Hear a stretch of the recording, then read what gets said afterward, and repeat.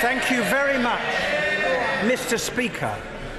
Before I respond to the debate, I would like to say this directly to the Prime Minister. Although my right honourable friend, the Leader of the Opposition, and I will walk into different division lobbies tonight, I am proud to speak from the same dispatch box as him. My right honourable friend is not a terrorist sympathiser.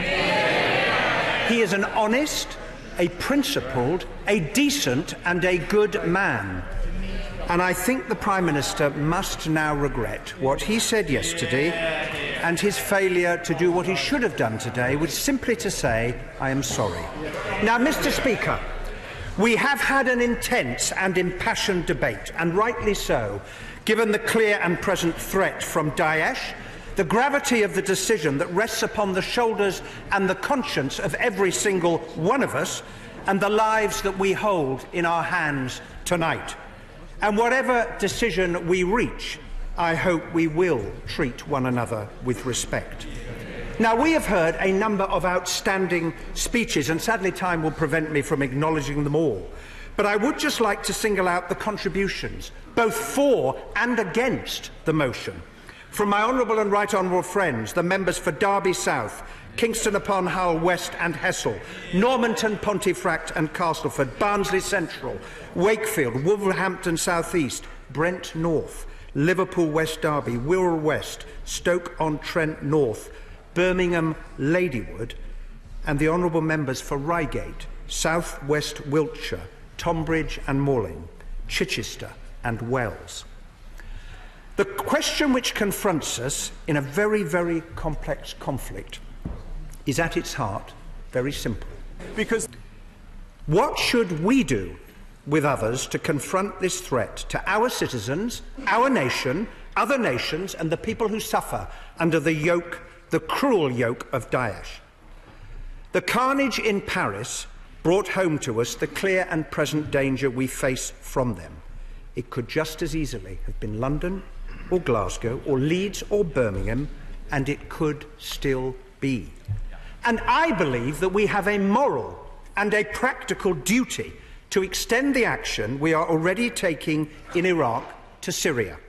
And I am also clear, and I say this to my colleagues, that the conditions set out in the emergency resolution passed at the Labour Party conference in September have been met. Yeah. We now have a clear and unambiguous UN Security Council resolution 2249, paragraph 5 of which specifically calls on member states to take all necessary measures to redouble and coordinate their efforts to prevent and suppress terrorist acts committed specifically by ISIL and to eradicate the safe haven they have established over significant parts of Iraq and Syria.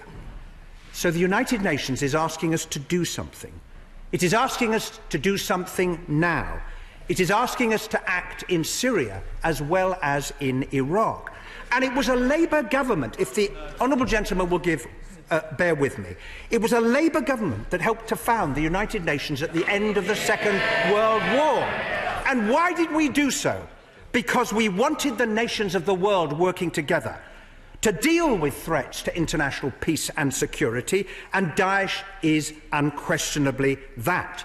So given that the United Nations has passed this resolution, given that such action would be lawful under Article 51 of the UN Charter, because every state has the right to defend itself, why would we not uphold the settled will of the United Nations, particularly when there is such support from within the region, including from Iraq? We are part of a coalition of over 60 countries, standing together shoulder to shoulder to oppose their ideology and their brutality. Now, Mr. Speaker, all of us understand the importance of bringing an end to the Syrian civil war, and there is now some progress on a peace plan because of the Vienna talks. They are the best hope we have of achieving a ceasefire. Now, that would bring an end to Assad's bombing, leading to a transitional government and elections. And why is that vital? Both because it will help in the defeat of Daesh and because it would enable millions of Syrians who have been forced to flee to do what every refugee dreams of. They just want to be able to go home. Now, Mr. Speaker, no one in this debate doubts the deadly, serious threat we face from Daesh and what they do, although sometimes we find it hard to live with the reality. We know that in June, 4 gay men were thrown off the 5th story of a building in the Syrian city of Deir el-Zor.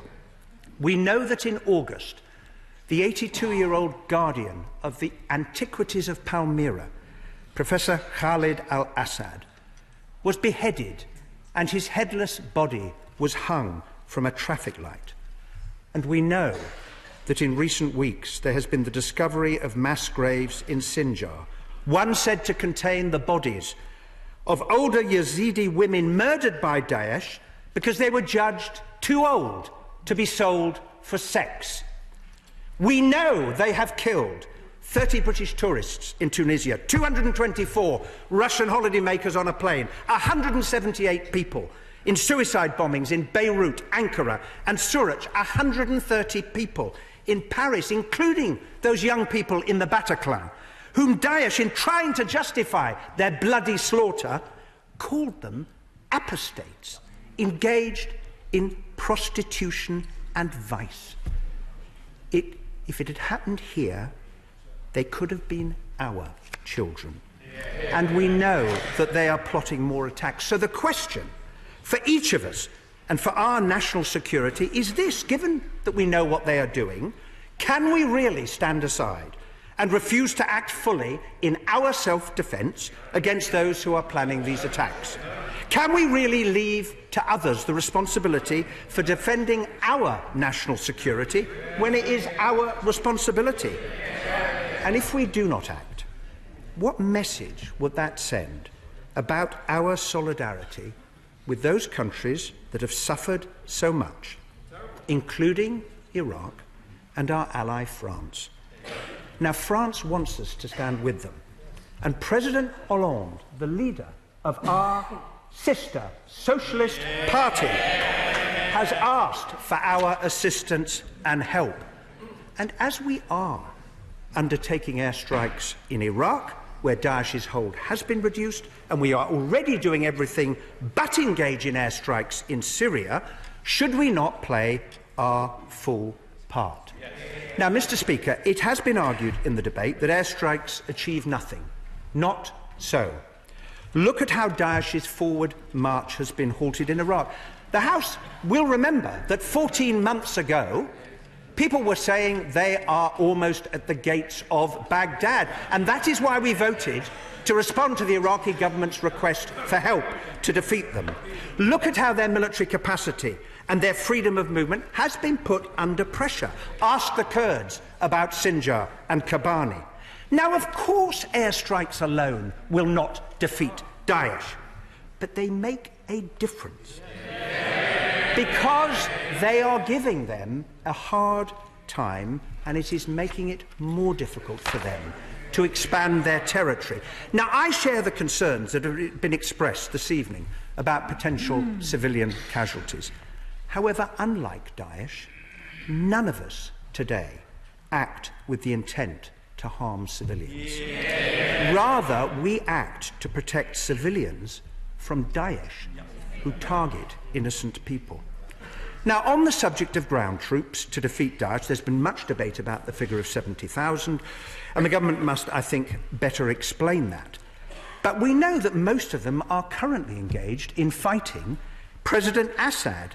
But I'll tell you what else we know, is whatever the number, 70,000, 40,000, 80,000, the current size of the opposition forces mean the longer we leave taking action, the longer Daesh will have to decrease that number.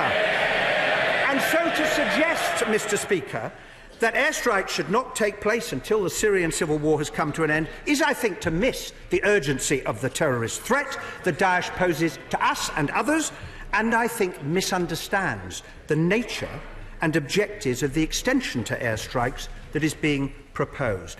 And of course we should take action. It is not a contradiction between the two to cut off Daesh's support in the form of money and fighters and weapons, and of course we should give humanitarian aid, and of course we should offer shelter to more refugees, including in this country, and yes, we should commit to play our full part in helping to rebuild Syria when the war is over.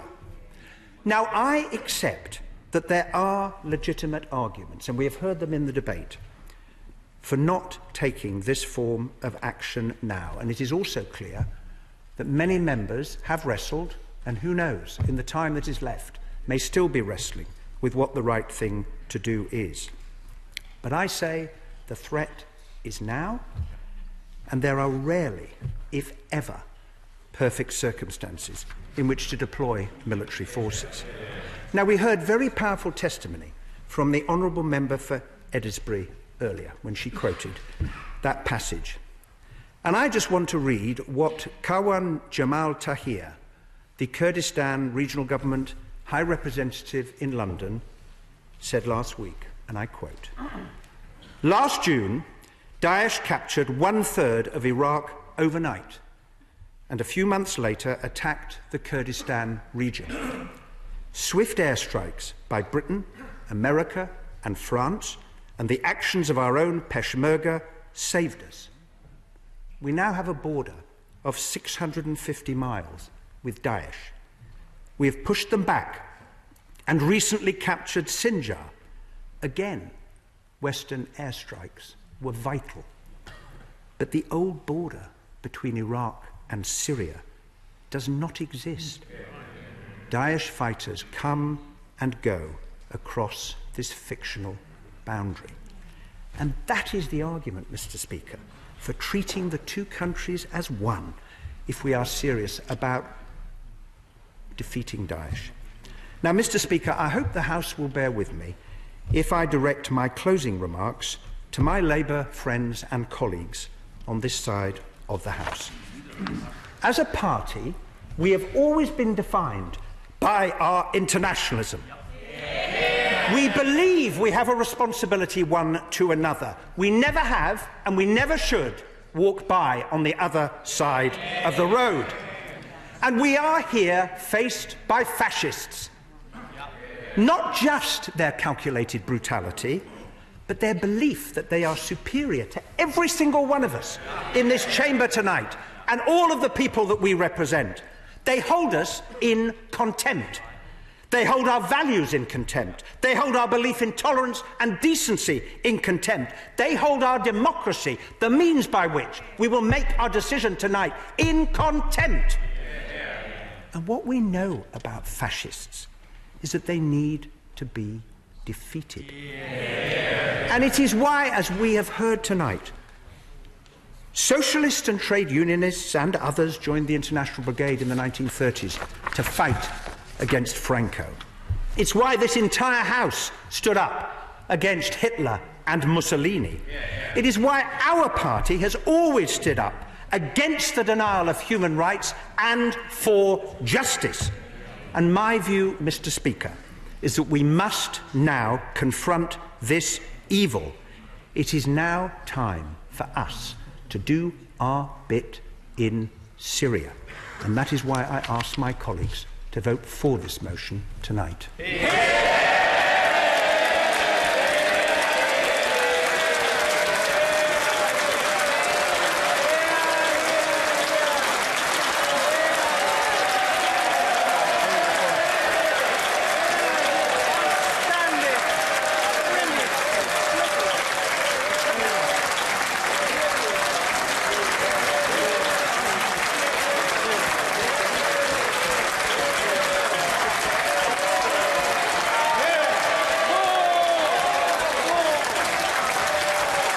I call the Secretary of State for Foreign and Commonwealth Affairs.